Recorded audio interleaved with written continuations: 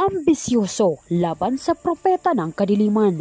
Tila ito ang naging eksena nila Senate President Cheese Escudero at re-electionist Senator Amy Marcos matapos hayagang magbangayan ang dalawa sa mundo ng social media. Amy Marcos at Cheese Escudero may tinatago palang madilim na sikreto bawat likuran ng mga ito. Hindi nga nakapagpigil si Senator Amy Marcos sa mga pasaring ni Senate President Cheese Escudero na kung saan binalaan itong huwag umanong gamitin ang Senado para lang sa kanyang political agenda. Dahil dito, tila nag-alboroto sa galit si Senator Amy at harap-harapang ipinamuka kay Senate President Cheese Escudero kung gaano ito kaambisyoso. Narito ang pananalampak ni Senator Amy Marcos. Yung ginamit para sa politika, nakakatuwa naman kasi. Alam naman natin na siya yung ambisyoso. Ako yung nakalimutan nga, mangangampanya na.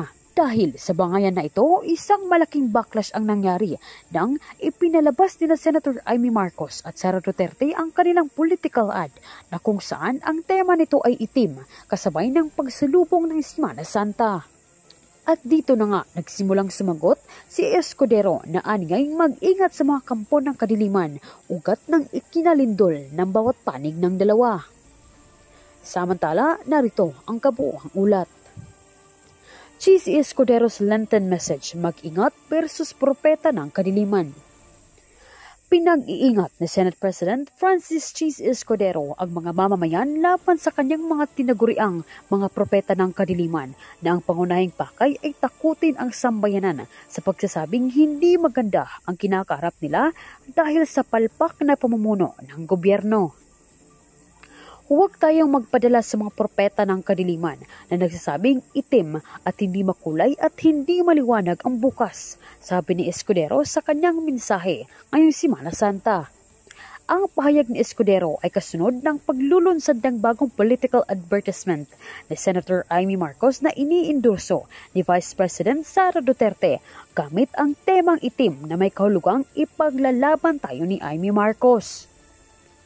Sa naturang political ad, sinabi ni VP Sara at Senator Amy na nagluluksa ngayon ang bayan dahil sa laganap na krimen at kagutuman sa lipunan.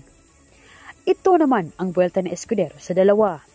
Ang Semana Santa ay nagbibigay sa atin ng pagkakataon na magnilay at manalangin upang suriin ang ating mga sarili bilang isang mabuting Kristiyano at responsableng mamamayan, sabi niya.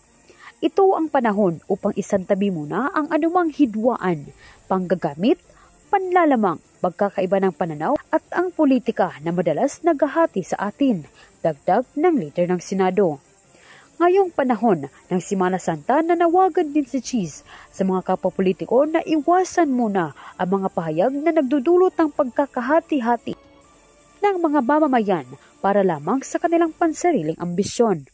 Ito ang panahon para magpatawad at magkasundo tayong lahat bilang magkakapatid, bilang isang sambayanan, hindi naaayon sa kwarisma ang pakikipag-away at pakikipagbangayan. Para isulong ang pansariling mga hangarin at layunin, aniya, kapwa muna bago ang sarili sa gitna ng pagsubok at anumang panahon daw ay ang Semana Santa ay ang maging panahon ng pagbabago at pagbubuklod-buklod, git pa ni Senator Cheese Escudero.